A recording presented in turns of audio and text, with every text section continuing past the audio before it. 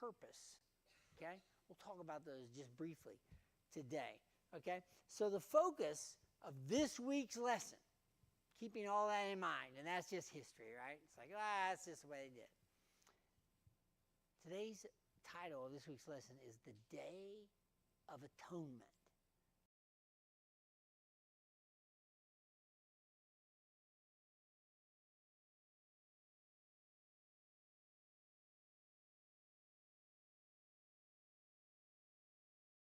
For them.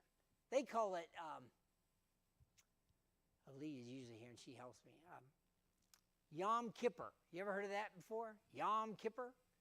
That in Judaism, that's what they call their Day of Atonement. So like in the fall, like September or October, they have the 10th day of one of those or so months of that time period where they actually celebrate it. Now, it ain't like it used to be. Nothing is it? Obviously, everybody's made life so much easier and so much more convenient, right? But the bottom line is, it all was based on this original Day of Atonement. One day out of every year, God set aside for the high priest to perform a series of tasks, okay, for his forgiveness, for the whole Israelite nation's forgiveness, not to mention the tabernacles. Okay?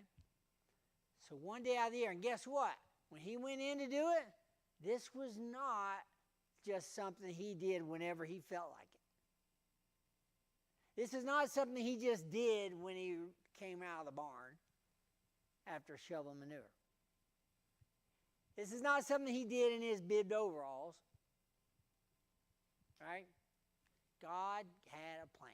These are the steps you're going to take. And that's what we're going to talk about briefly this week. Right? But God is so serious about this. If you don't believe it, then sorry. Very sacred day. Okay. Now I'm going to start reading. We're going to be reading in chapter 16 of Leviticus. And I'm going to give you a little introduction to that. Chapter 16, I'm going to start reading, and this part I'll read pretty quick. And the Lord spake unto Moses after the death of the two sons of Aaron, when they offered before the Lord and died. Remember us talking about that? God said, okay, I'm going to make Aaron, he's going to be my priest, my first high priest, and I'm going to use Aaron's sons as priests as well. They're not the high priest. But lo and behold, a couple of them didn't take things too seriously. At least that's the impression we get, because remember the censer they had, and they got fire in it, and it wasn't fire from God, meaning it wasn't fire or taken from the altar, because the altar burns continuously. They got fire from somewhere else. And not in God's opinion. Guess what? This scripture here alone sets aside the seriousness of God is making about the following steps he's going to give them. Okay? And the Lord said unto Moses, he said, speak unto Aaron thy brother. He said that he come not at all times into the holy place. He come not at all times. Basically mean what? You won't decide when you do this. You'll do this according to my plan.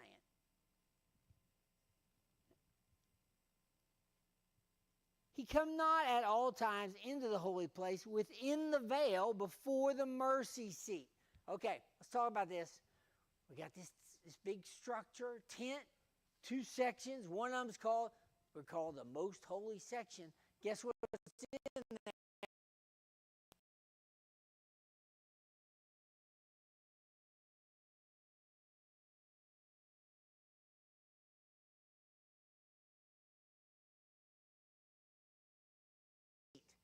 So just imagine this box. I'm not being irreverent, but this a gold-plated box with a gold lid on it. It's got a couple cherubim on the top. And God said, on that mercy seat, in between those cherubim, He said, that's where you'll find me. So behind this veil, or this, remember we had the play, we had this big curtain up here? Behind the veil. No one goes behind the veil. No one.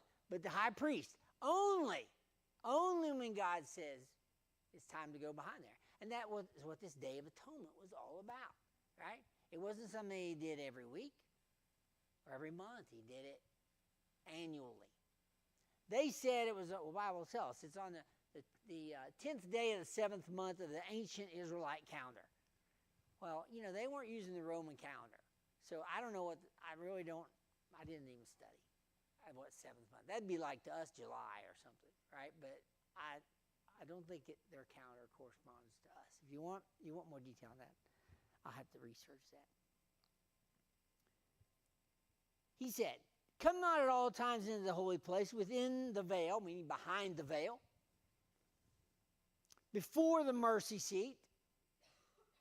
Okay, we're sitting here. Here's let's imagine that's east, right?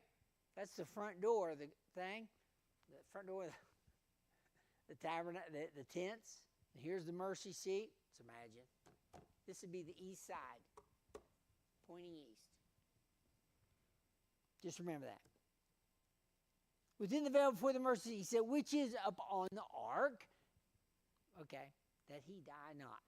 For I will appear in the cloud upon the mercy seat. What's God saying? On that mercy seat, if you find me, it'll be sitting, or I'll be sitting, or residing in a cloud between the cherubim on top of that ark. And just don't come in here anytime you want. Why is that? That he die not? Scriptures tell us that any man who sees God shall surely die, right? So there's things in these instructions that God's going to give to Aaron about when you go in there, you be prepared to come in when I say, and you make sure you do some extra special things so that you don't see me. I'm going to read it. I'm going to read that verse one more time just to make sure. The Lord said unto Moses, speak unto Aaron thy brother that he come not at all times into the holy place, within the veil, behind the veil, before the mercy seat, which is upon the ark, that he die not. For I will appear in the cloud upon the mercy seat. It's God talking to Moses. He said, thus shall Aaron come into the holy place with a young bullock for a sin offering. Okay? We talked about the offerings. Grain, peace, sin, guilt, burnt. We're talking about the unintentional sins, right? Primarily. Thus shall Aaron come into the holy place with a young bullock for a sin offering and a ram for a burnt offering. A bullock is a young bull, male bull, and a ram is a young sheep, male sheep, I think, or a goat. What's a male goat called? Jim? A kid's a kid. Huh? Billy goat, yeah. I'm not a goat farmer. We'll find out more as we read. Okay? This is God. He says, he shall put on the holy linen coat. He shall have the linen breeches upon his flesh, and shall be girded with a linen girdle. And with the linen mitre shall he be attired. Now that's a hat or a pseudo turban, right? These are holy garments. Therefore shall he wash his flesh in water, and so put them on. You know what? Remember the other day we took a picture and we showed you this is what this guy wears. When I read this, I get the impression he's not necessarily wearing that all the time. I get the impression it's in there, or at least it's set aside somewhere special, so that when he goes to do this ceremony with God, then he gets decked out, right? Remember with the breastplate, has the 12 stones, the one on each shoulder. There's a couple more gemstones in there we'll talk about. But clean yourself up. Cleanliness is very important to God. We're talking primarily cleanliness of his physical self here too, right? He's washing himself.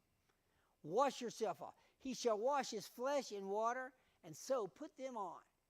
In other words, get dressed for church.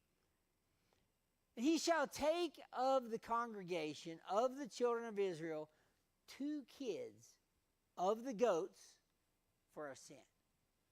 Now, he's taking these from the children of Israel.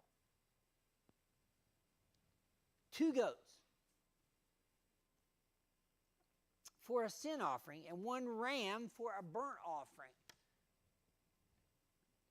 And Aaron shall offer his bullock of the sin offering, which is for himself, and make an atonement for himself and for his house. Remember we talked about the other day, does everybody go up there? I don't know. Sounds to me like, in this case, he's doing it for him and his house. Assuming that may be the case otherwise. And make an atonement for himself and for his house. And he shall take the 2 goats, present them before the Lord at the door of the tabernacle. Meaning what? Not inside.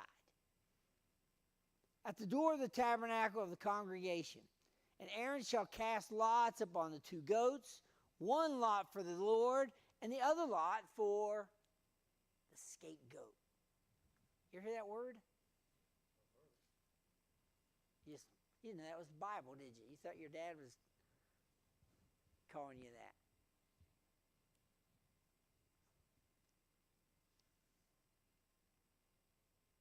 Let me tell you a little bit about that. What would happen is they would bring 2, for the Israelite people, the nation, they bring 2 goats, kid goats. And, they got to be without blemish. They're good goats, right? It's like, these are the best 2 I got. They take them both, and Aaron would cast lots. What's that?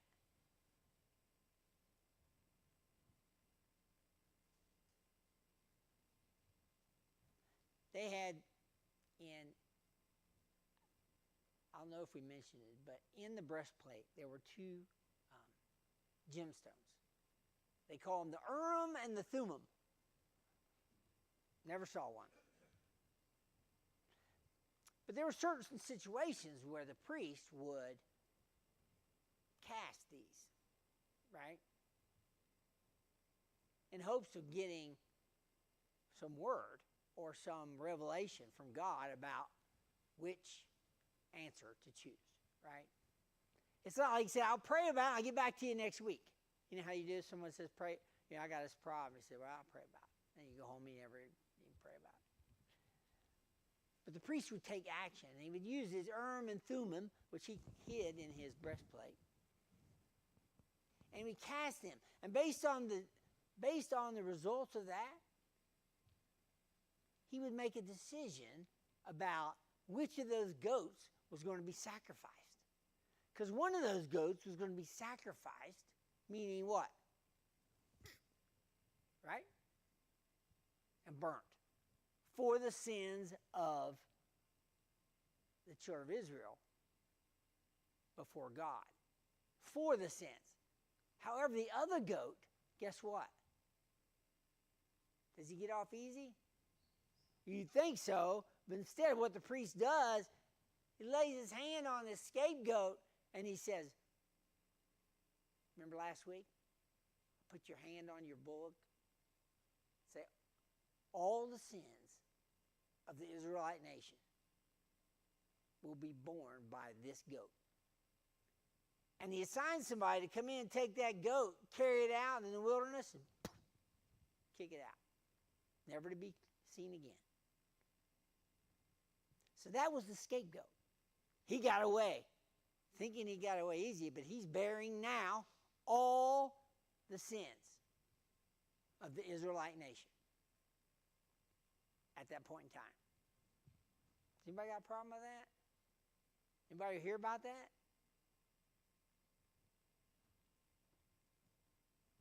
That's what they're talking about.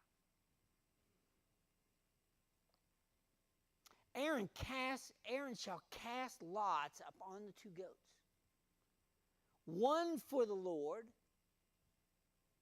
and the other for the scapegoat. And Aaron shall bring the goat upon which the Lord's lot fell, meaning the one for the Lord, and offer him for a sin offering. Okay, so this goat was selected for sacrifice for the Israelite people's sins. I'm talking about the whole nation was sacrificed. But the goat on which the lot fell to be the scapegoat, I'm reading verse 10, shall be presented alive before the Lord to make an atonement for him and to let him go for a scapegoat into the wilderness. Okay? And he's talking about the goat being turned loose into the wilderness, not back into the herd where you can send him next year. Right?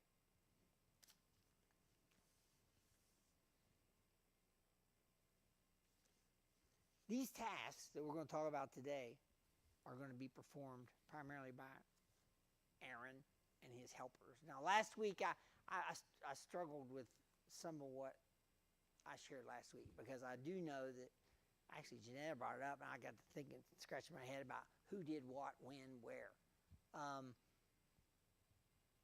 Because even in my study text last week it said, in last week's lesson it stated that it just said a lot of thous. And if we roll back, right, a couple of weeks lessons to where God was talking to Moses on the mountain, he said the priests would do this and the priests would do that. So in last week's lesson, if you just read that and you didn't read anywhere else, you might have any other impression of who might be doing that.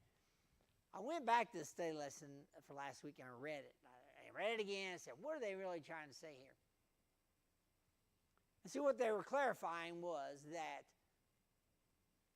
regardless, in last week's scripture, when we read it, it does not necessarily say who did or performed that exercise. But it was unrealistic to think that there wasn't some involvement, more involvement by the person who was offering the sacrifice than just bringing it in and say, here you go, like going through the drive-thru, right, and taking off. Because God is so serious about this, right? And the same thing for these tasks this week. We're going to read verse 11. Aaron shall bring the bullock of the sin offering, which is for himself, okay, and shall make an atonement for himself and for his house, and shall kill the bullock of the sin offering, which is for himself. This is the first thing that takes place on the Day of Atonement.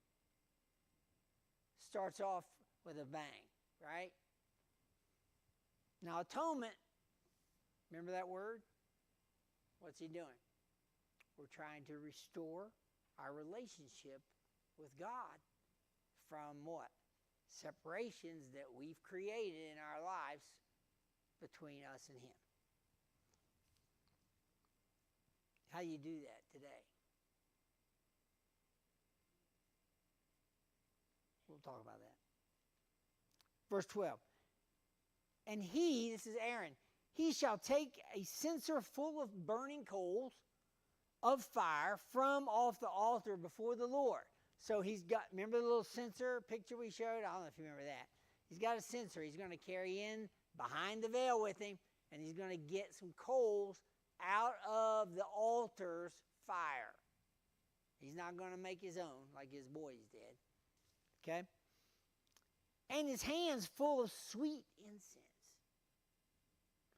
beaten small, and bring it within the veil. So he's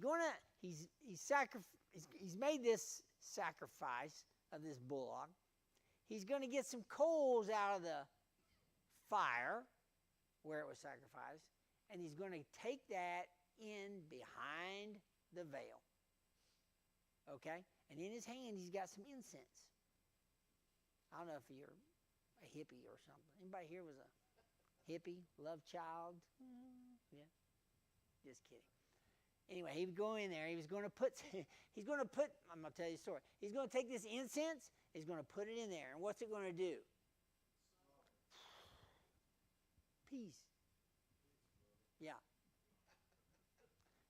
That was for Aaron's protection. Dude, there you go.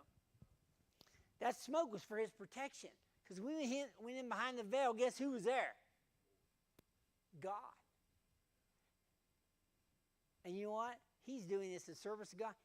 He don't want to see God.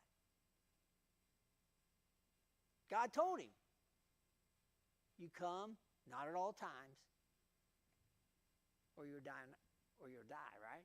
He goes in, and he's got his censer with his incense. The smoke is flaring. And guess what? He can't see God. He can't see what he would like to see, right? Probably carnally. Because if he does, what are they going to do? He's going to drop dead, and they're going to have to draw him out with a rope. That's not in this week's lessons. Okay. He shall take a censer full of burning coals of fire from off the altar before the Lord, his hands full of sweet incense, beaten small, bring it within the veil, and he shall put the incense upon the fire, okay, in the fire, right, before the Lord, and the cloud of the incense may cover the mercy seat. Mercy seat, remember, God just said, that's where I'll be. I'll be in the cloud, in the mercy seat. That is upon the testimony that he die not. Aaron, die not. Now, the testimony is basically, he's talking about the ark. He's talking about the contents of the ark, like the tablets and things, okay? And he shall take, here we go. Hold on, Nancy. He shall take the blood of the bullock, in other words, the one he sacrificed, outside, and sprinkle it with his finger upon the mercy seat eastward. So where did he put it? He's probably coming in this direction, right? But this would be the east side. And before the mercy seat shall he sprinkle the blood with his finger 7 times before the mercy seat, meaning on the ground. So he puts some on the mercy seat, and then he sprinkles some on the ground. Now, this is a ritual. These are instructions from God. And the reason this is so important, which we'll find out later, is mankind can contaminate inanimate objects, believe it or not, right? So it's important that this sacrifice and the blood of it was also placed on the floor within the veil in order to account for any sin as well that could have been contaminated by mankind or even the priest, okay? Let's continue. And there's more here to talk about that. Verse 15. Then he shall kill the goat. Now this is the goat that was selected, right? So guess what he does? He leaves. He goes outside the veil. So he leaves that section there where he had basically left the blood on the mercy seat and on the floor. He goes outside the veil, and guess what? Now it's time for the sins of the Israelites. He's taking care of himself. Matter of fact, if he didn't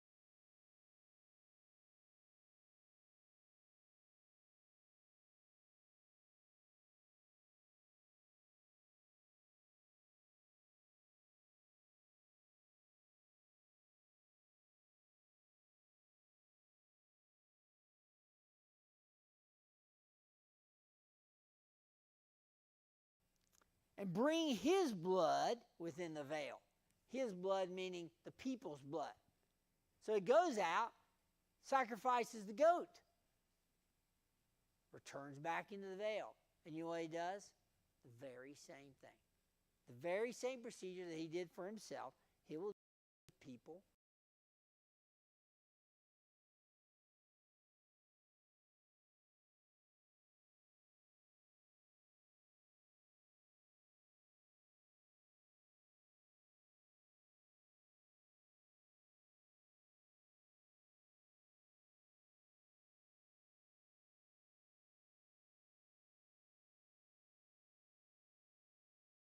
atonement made. I guess what he's expanding on the prior verse. He shall make an atonement for the holy place. Because of the uncleanness of the children of Israel. Meaning what? Uncleanness in this case means the rebelliousness. Right? Because of the uncleanness of the children of Israel, and because of their transgressions in all their sins. And so shall he do for the tabernacle of the congregation that remaineth among them in the midst of their uncleanness. So guess what he does? Not only does he make atonement for what's behind the veil, but what's outside, or without the veil is the word they use, right? Let's read that again. And so shall he do for the tabernacle of the congregation. This is for the complete church house, right? I guess called that. That remaineth among them in the midst of their uncleanness. He's talking about the unclean Israelite people. Okay? Verse 17. We're almost done reading here.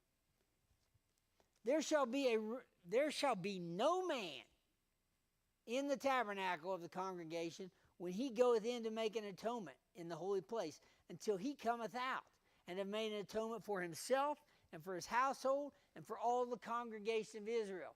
So guess what? While he's in there, he don't want any distractions. He don't want any kids, no grandkids. I'm about to hinder the spirit.